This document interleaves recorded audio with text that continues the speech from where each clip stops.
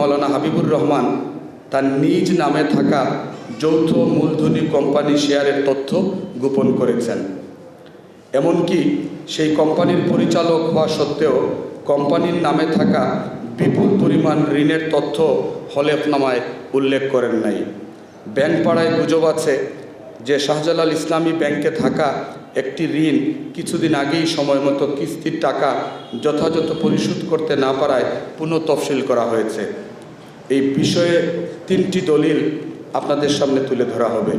প্রথমত, 7 ফেব্রুয়ারি 2026 তারিখে office of the registrar of joint stock companies and firms কর্তৃক ইস্যুকৃত সর্বশেষ ফর্ম 12-এ দেখা যায় মাওলানা হাবিবুর রহমান ইবনে সিনা হাসপাতাল সিলেট লিমিটেডের একজন পরিচালক এবং আল কারামা মেডিকেল সার্ভিসেস লিমিটেডের শেয়ার হোল্ডার এবং পরিচালক।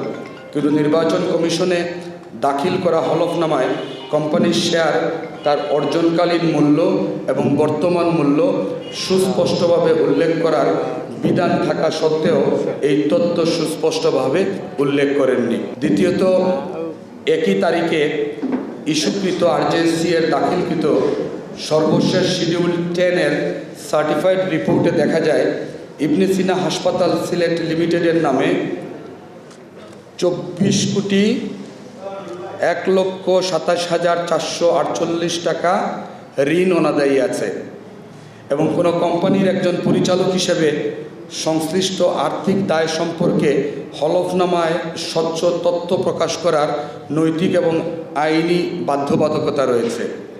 এই তথ্য হলফনামায় উল্লেখ না করা সুস্পষ্ট আইনের লঙ্ঘন।